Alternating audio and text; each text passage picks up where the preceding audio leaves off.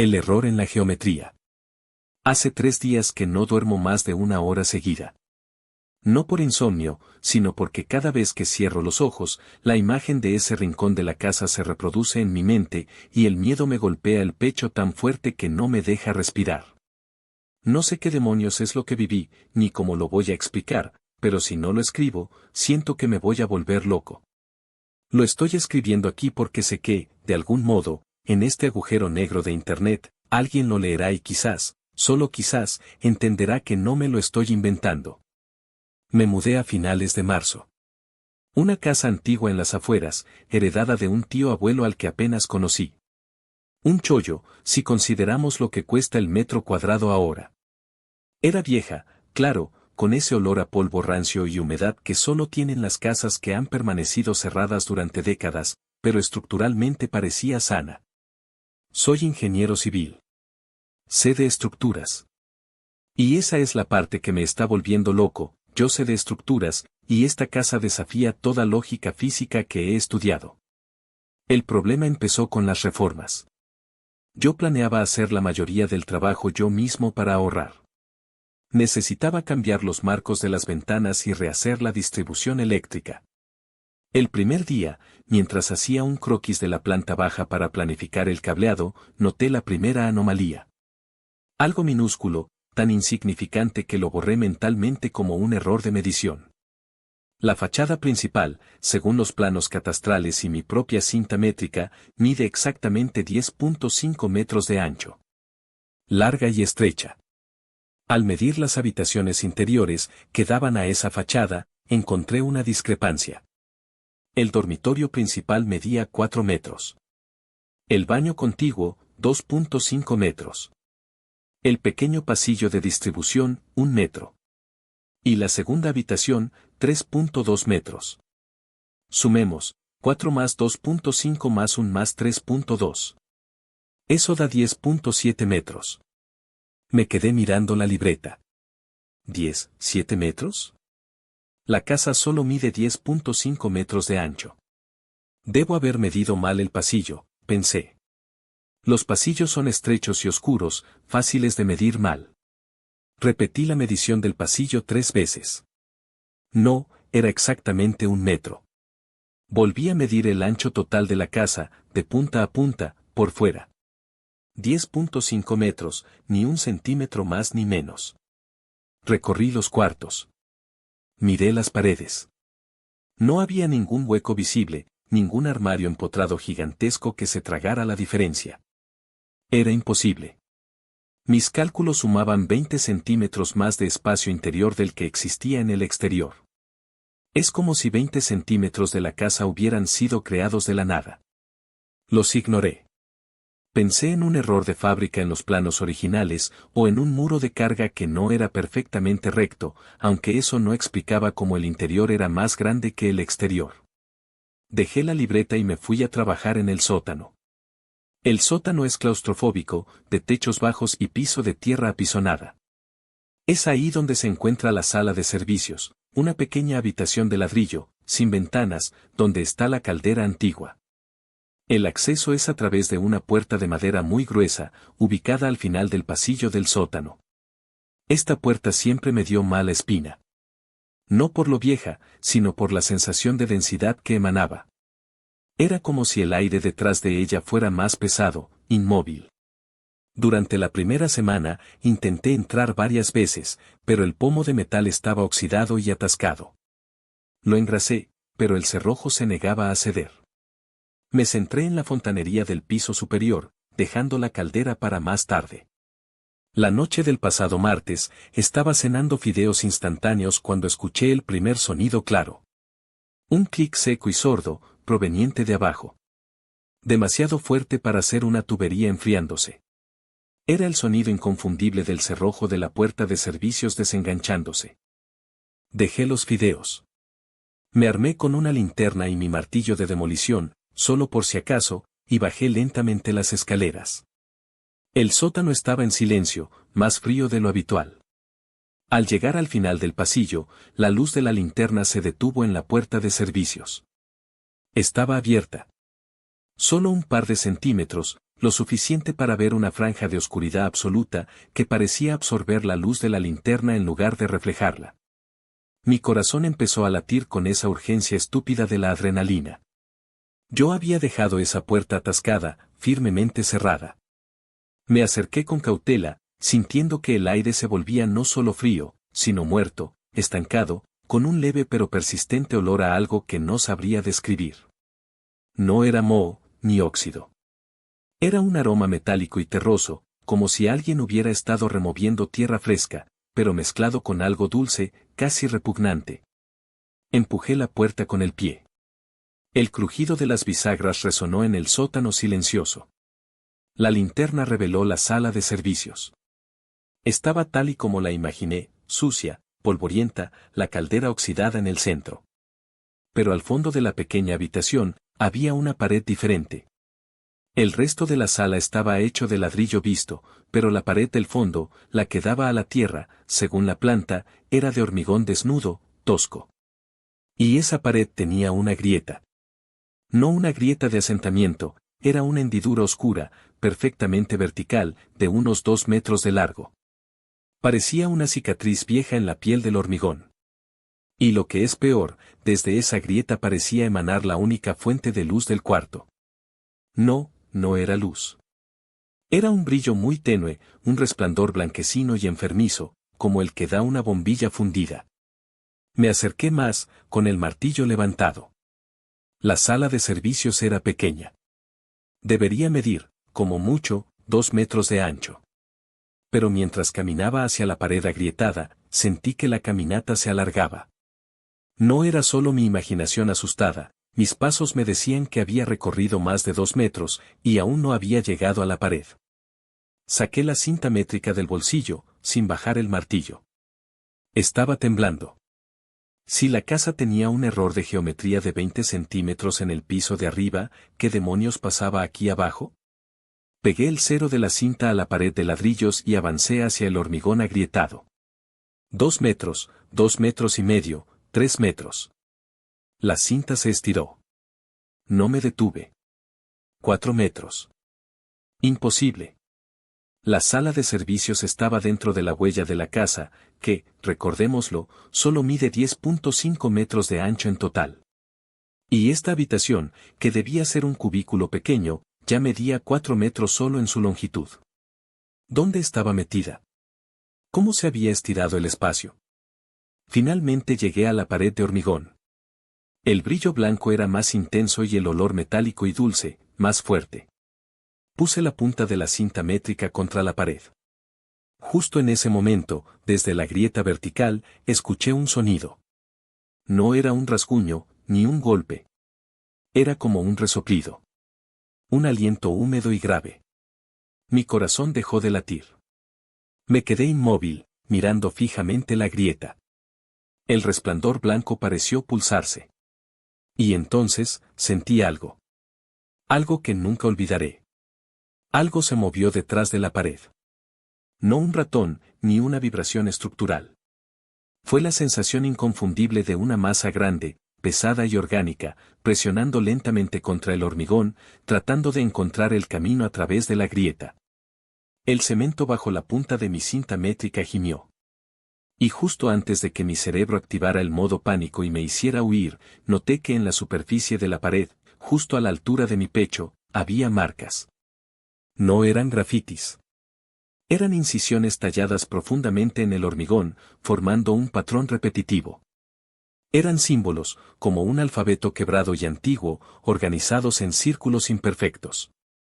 Me di cuenta entonces de que el olor dulce que sentía no era de tierra mojada. Era sangre.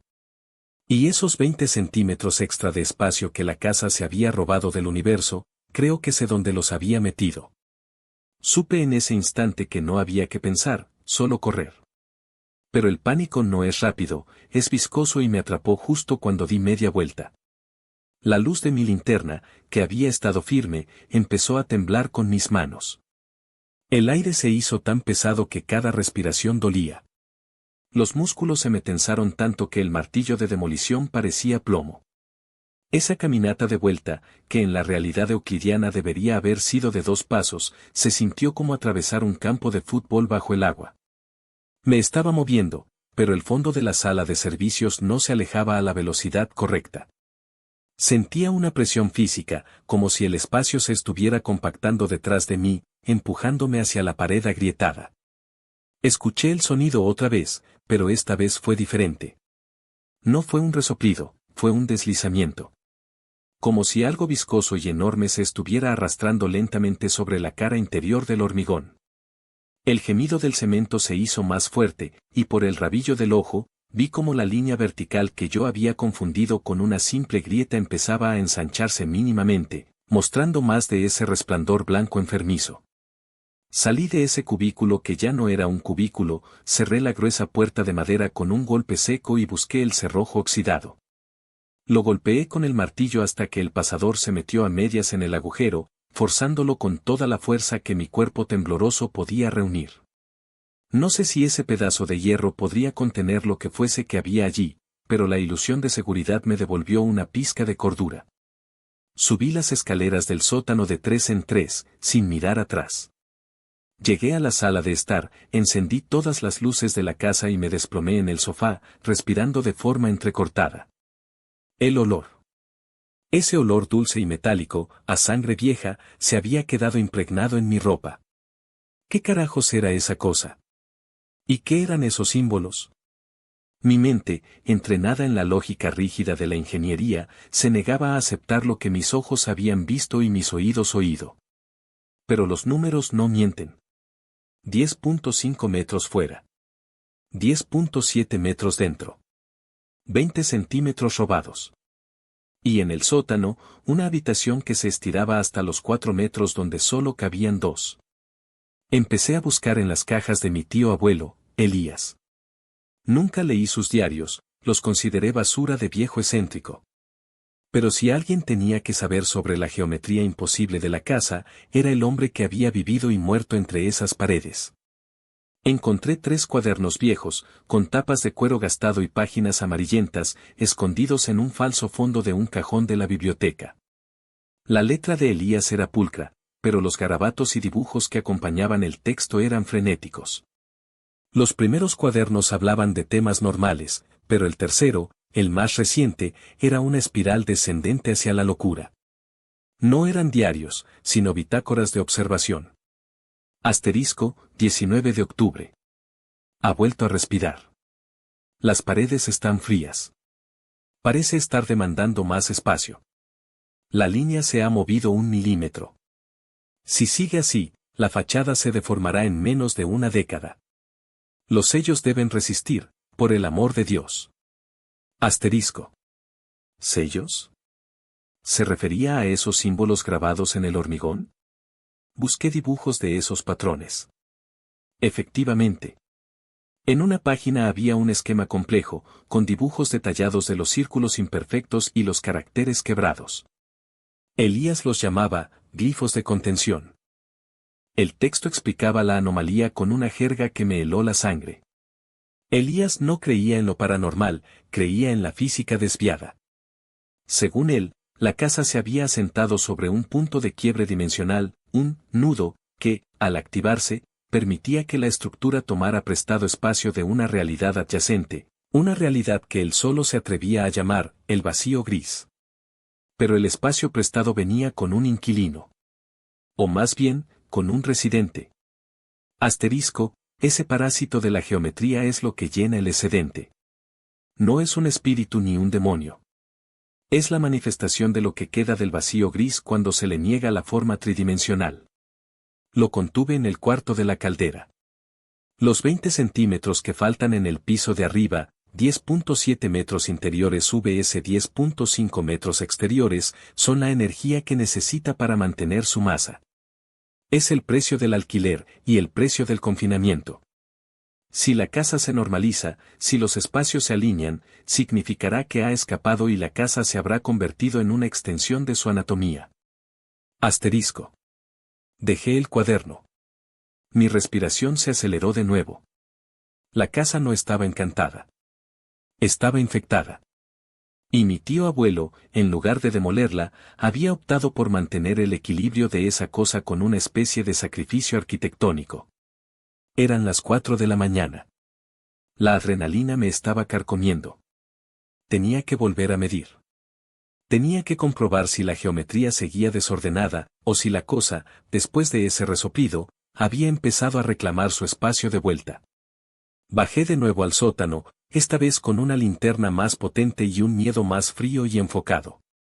La puerta de servicio seguía cerrada, el cerrojo forzado aguantaba.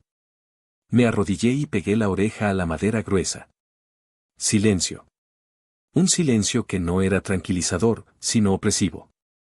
Abrí la puerta con cautela. El olor metálico era 10 veces más fuerte. Me adentré, apuntando la linterna a la pared del fondo. La sala de servicios era visiblemente más pequeña. Me sentí mareado. La pared de hormigón estaba más cerca. Saqué la cinta métrica, extendiéndola desde la pared de ladrillos hasta el hormigón agrietado. 2 metros. 3 metros. Me detuve en 3.5 metros, maldita sea. La última vez había medido 4 metros y más. La sala se había encogido en al menos 50 centímetros. La casa se estaba normalizando rápidamente. Lo que fuera que Elías había llamado el parásito geométrico estaba saliendo. La pared de hormigón. La grieta vertical ahora era claramente más ancha. No era una fina línea, era una abertura irregular de casi 2 centímetros de ancho en su punto medio. El brillo blanco era intenso, casi doloroso de ver, como si estuviera mirando directamente a la luz de una estrella moribunda. Me acerqué, obligado por una curiosidad que desafiaba mi instinto de supervivencia. El olor a sangre vieja me quemaba la garganta. Acerqué la linterna a la abertura, tratando de ver más allá de la luz blanca pulsante. Y entonces, lo vi. No era lo que me esperaba. No era un ojo, ni una garra. Era piel. Pero no piel humana. Era una superficie oscura, gruesa, de un tono carbón apagado, y se movía con una lentitud desesperante. Lo que realmente me hizo gritar, un sonido mudo y rasposo, fue la textura de esa piel. No era lisa, estaba formada por miles de ángulos perfectos. Pequeños hexágonos oscuros y brillantes, encajados unos con otros como un mosaico de obsidiana viva. Mientras observaba, la piel angular se curvó muy levemente, revelando una articulación. No era una rodilla, ni un codo, sino un quiebre en la geometría, una bisagra que parecía desafiar las 3 dimensiones. Y cuando la cosa se movió, empujando suavemente contra la abertura, los hexágonos en su superficie no solo se deslizaron, cambiaron de color a un rojo púrpura intenso, reflejando algo que parecía ser una luz interna. Retrocedí, tropezando con la caldera. El objeto dentro de la pared detectó el movimiento. La pulsación blanca se aceleró, como un corazón latiendo con urgencia. Y entonces, de la grieta no solo salió luz y olor. Salió un sonido que no era respiración ni deslizamiento. Era una palabra. Una palabra grave, incomprensible, formada por un crujido seco y el sonido de miles de piedras pequeñas flotándose entre sí. Lo que me hizo correr por última vez, olvidando la cinta métrica y el martillo, fue darme cuenta de que esa cosa no estaba hablando un idioma, estaba destrozando el aire para formar fonemas. Y el mensaje, aunque no lo entendí, me perforó el cerebro con una certeza absoluta, esa cosa no quería el espacio prestado. Quería la casa entera, y sabía que yo estaba allí. Desde esa noche, el pánico ha evolucionado a una especie de hipervigilancia fría. No he vuelto a entrar al sótano. En su lugar, he estado trabajando sin parar en la planta baja, intentando entender la lógica de mi tío abuelo, Elías. Lógica era la palabra clave.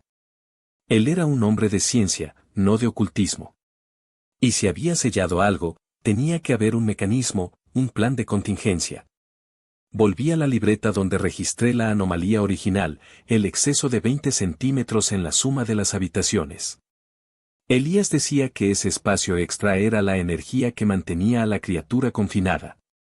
Si el espacio estaba regresando a la normalidad, como vi que la sala de servicio se encogía 50 centímetros, Eso significaba que la criatura estaba drenando esa energía de alguna parte. ¿Dónde estaba ese espacio extra ahora? Subí al primer piso. La habitación de la esquina, el antiguo dormitorio principal. Medía 4 metros, recordé. Saqué la cinta. Me pegué a la pared que da al pasillo. Medí 3.98 metros. ¿2 centímetros menos? Me medí de nuevo. 3.97 metros. Me froté los ojos y repetí la medición 4 veces. No era un error. La habitación se estaba encogiendo. No lentamente, sino de forma activa. Los 20 centímetros de espacio extra se estaban disolviendo, y por cada centímetro que desaparecía de mi lado de la realidad, la criatura se hacía más grande y cercana en su lado del hormigón. Era una carrera contra el tiempo. Cuando la casa volviera a la geometría perfecta, 10.5 metros exactos, el confinamiento fallaría. Tenía que encontrar una forma de reabastecer el exceso de espacio. Elías, en su diario, mencionaba los glifos de contención. Los describía como un circuito cerrado. Necesitaba energía constante. Pero nunca especificó el tipo de energía. Solo hablaba de mantener el equilibrio de la masa prestada. Leí un pasaje garabateado con tinta pálida en la última página. Asterisco, el mayor error no fue construir sobre el nudo, sino creer que el nudo podía ser pacificado con ladrillo y hormigón. Lo que es, requiere una simetría oscura. Un intercambio. Una contraparte de la vida. Es un pozo sin fondo, el vacío siempre tiene hambre de más. Asterisco. Me detuve en la frase, contraparte de la vida. ¿Qué significa eso, un sacrificio?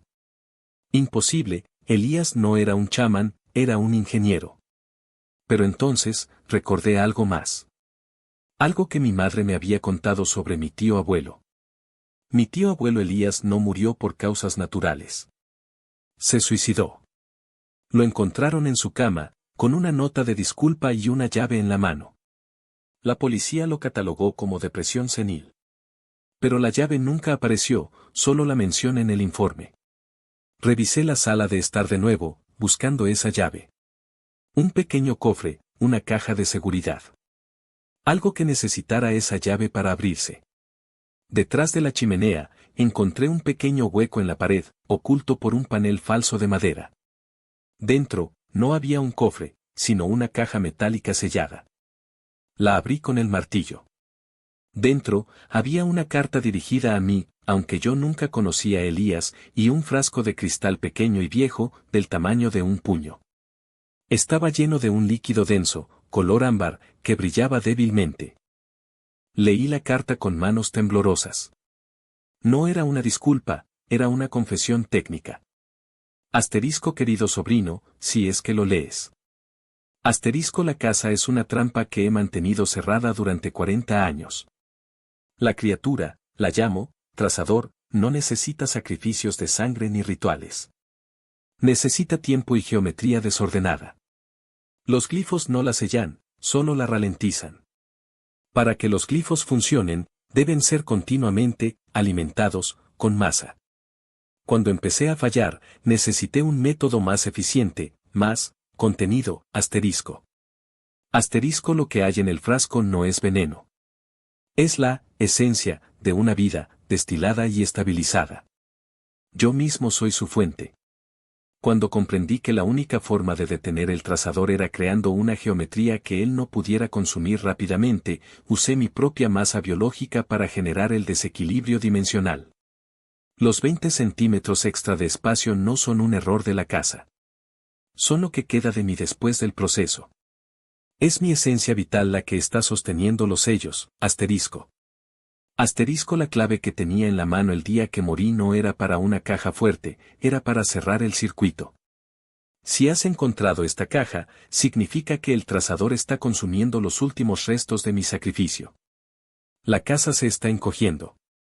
Tienes dos opciones, 1, demolerla inmediatamente, pero corres el riesgo de liberar al trazador en el momento en que la estructura ceda.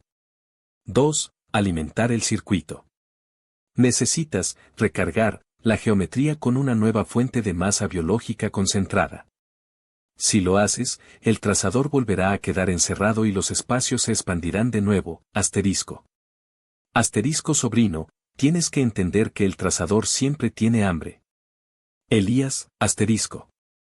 El corazón se me detuvo. Elías no se había suicidado. Había utilizado su propia existencia para convertirse en los 20 centímetros de espacio extra en la planta baja, atrapando a la criatura. Y ahora, esa cosa, ese mosaico de hexágonos de obsidiana viva, se estaba comiendo esos 20 centímetros. Se estaba comiendo a mi tío abuelo. Miré el frasco. El líquido ámbar brillaba en la oscuridad de la caja. Esencia de una vida, destilada. Si Elías usó la suya para recargar el confinamiento, la única forma de volver a sellarlo era con otra vida. Con la mía. Me levanté, sintiendo un escalofrío que no tenía nada que ver con la temperatura del ambiente. Tenía que comprobar algo más. Si mi tío abuelo era ahora la anomalía, el espacio sobrante, tenía que haber un rastro físico. Volví a la primera habitación, el dormitorio que se estaba encogiendo. 3.97 metros. Me pegué a la pared que estaba retrocediendo, la que daba al pasillo. Empecé a golpearla, buscando huecos. Sonaba sólido, a ladrillo y mortero. Pero al golpear cerca del suelo, noté un sonido diferente, más hueco, más débil. Un sonido que no era de un muro de carga. Era como golpear una pared de cartón piedra. Tomé mi martillo de demolición. Un golpe bastó para abrir un agujero. El polvo y el yeso cayeron al suelo. Apunté la linterna. Detrás del panel de yeso, no había ladrillo, sino un espacio vacío de unos 3 centímetros de profundidad, que se extendía a lo largo de toda la pared. Y en el fondo de ese hueco, comprimido contra el ladrillo real de la casa, había algo. No era carne, ni huesos. Era una capa delgada y seca, de un color grisáceo y apergaminado, que se extendía por toda la longitud de la pared. Parecía papel de seda, pero con una textura fibrosa. Era la piel disecada de mi tío abuelo. O lo que quedaba de él después de que su masa se convirtiera en geometría. Los 20 centímetros de espacio estaban compuestos por esa fina lámina orgánica, y la criatura la estaba chupando desde el otro lado, por eso la pared se estaba retrayendo. Me cubrí la boca para no vomitar. La cosa, el trazador, había estado respirando el alma desmantelada de Elías durante décadas. Y ahora casi había terminado su comida. Justo en ese momento, un temblor profundo sacudió la casa. El golpe vino de abajo, pero se sintió en la base de mis pies. No era un terremoto, era estructural. Era el trazador presionando. El sonido de la grieta en el sótano era audible incluso desde arriba, un crack húmedo y fuerte, como un hueso rompiéndose. La luz se fue. La casa quedó sumida en una oscuridad total, rota solo por el haz tembloroso de mi linterna. Sabía que la casa ya casi se había normalizado. No quedaban 20 centímetros de Elías. Me arrastré hacia la ventana. La opción de demoler la casa era ahora un riesgo demasiado grande. El trazador estaba justo al borde de la libertad, probablemente a centímetros de romper el último muro de hormigón. Si activaba explosivos, el trazador sería liberado en el aire, y no sé qué haría con el mundo exterior. Tenía que alimentarlo. Tenía que comprar tiempo. Tenía que ser un ingeniero como Elías. Corrí escaleras abajo, con el frasco de líquido ámbar en la mano. Llegué al pasillo del sótano y me detuve. La puerta de servicios estaba abierta. De par en par. El cerrojo oxidado yacía roto en el suelo. La linterna se encendió, revelando el cubículo. Y la pared del fondo. Estaba casi encima de mí. La sala de servicios había recuperado su tamaño lógico. Ya solo medía 2 metros. La geometría se había corregido. Y el trazador estaba al aire libre. Un sonido pesado y húmedo venía de la esquina oscura detrás de la caldera. Apunté la linterna lentamente. Ahí estaba. Una masa negra, casi invisible en la oscuridad, salvo por el brillo espectral que emanaba de su piel de hexágonos de obsidiana. No era una forma humanoide. Era una pila de ángulos sin sentido, alta y ancha, que se movía con una lentitud deliberada. Lo más aterrador no eran los ángulos, sino que la criatura parecía estar hecha de espacio roto. Donde debería haber un contorno, había una distorsión visual, como el aire caliente sobre el asfalto. Pero el giro final no fue la criatura, sino su objetivo. El trazador no me miraba. Estaba apuntando la pared de ladrillos que llevaba al pasillo del sótano, y con un movimiento lento e implacable, extendió una extremidad que parecía una cuchilla de obsidiana. No estaba tratando de salir de la casa. Estaba tratando de romper la pared opuesta, para acceder a la tierra que Elías había mencionado. La base del nudo. Si lo conseguía, no solo se liberaría, se anclaría a nuestra realidad. No dudé. No podía dejar que se anclara. Tenía que darle el alimento. Corrí hacia la pared de hormigón, ahora a 1 metro de mí. Grité y lancé el frasco de líquido ámbar con todas mis fuerzas, estrellándolo contra el muro de hormigón donde antes estaba la grieta. El vidrio estalló. El líquido de Elías salpicó el muro, y en un instante, no solo reapareció la grieta, sino que la pared entera se iluminó con una explosión de luz blanca cegadora. El trazador, al sentir la nueva masa, detuvo su ataque a la pared de ladrillos. Se giró. Su forma angular se agitó con algo que interpreté como urgencia. La luz blanca se concentró y, ante mis ojos, la sala de servicios comenzó a estirarse de nuevo. La pared de hormigón se alejó de mí, ganando distancia, centímetro a centímetro, tragando la nueva energía dimensional. El confinamiento había funcionado. Por ahora. Me desplomé en el suelo, sollozando. La casa había aceptado el nuevo alquiler. Pero entonces, mi linterna se posó en mis manos, cubiertas de sudor y polvo. El frasco de Elías estaba roto, pero yo sentía una extraña calidez en mis palmas. Me limpié las manos en los pantalones y noté que, al golpear la pared con el martillo, una pequeña astilla de la piel apergaminada de mi tío abuelo se había adherido a mi piel. Era minúscula, casi invisible. La retiré. Salí del sótano y subí al piso de arriba. Tenía que comprobar la geometría de nuevo. Si Elías había usado su vida para crear 20 centímetros de espacio extra, y yo acababa de recargar ese espacio, la casa debía haber vuelto a los 10.7 metros interiores. Tomé la cinta métrica. Medí el dormitorio encogido. 3.97 metros. Luego el pasillo, 1 metro. El baño, 2.5 metros. La segunda habitación, 3.2 metros. Sumemos, 3.97 más 1 más 2.5 más 3.2 igual a 10.67 metros. Faltaban 3 centímetros. Elías había generado 20. El trazador había consumido 3 centímetros más de la energía de Elías que lo que yo esperaba antes de que lo reabasteciera. Miré mis manos. Estaban limpias. Pero mi cuerpo sentía un hormigueo extraño, una ligereza inquietante. Volví a medir la suma, 10.67 metros. 3 centímetros menos de los 10.7 metros que Elías había creado. Y entonces, me miré en el espejo del pasillo, bajo la tenue luz de la linterna. Mi reflejo parecía un poco más delgado, casi bidimensional, como una fotografía ligeramente estirada. Revisé la cinta métrica en el pasillo, justo al lado de donde estaba el espejo, el lugar donde había sentido el vacío. Medí el pasillo de distribución. Debería medir 1 metro exacto. No 1.03 metros. 3 centímetros extra. 3 centímetros de espacio que no estaban allí antes. El trazador no solo había consumido la masa de Elías. Al aceptar el alimento que yo le di, había tomado mi masa biológica y la había convertido en 3 centímetros de geometría desordenada, reabasteciendo el muro de contención. Él había utilizado mi pánico, mi martillo, mi cuerpo, para estabilizar el sistema. Yo no había recargado el sistema. Yo era la nueva recarga. Y el trazador sabía que esa masa, mi masa, estaba ahora dispersa en la geometría de la casa. Y un día, cuando el sistema lo necesite, el trazador volverá a respirar. Y el pasillo se encogerá de nuevo. Y yo no seré más que una capa de piel seca entre dos ladrillos.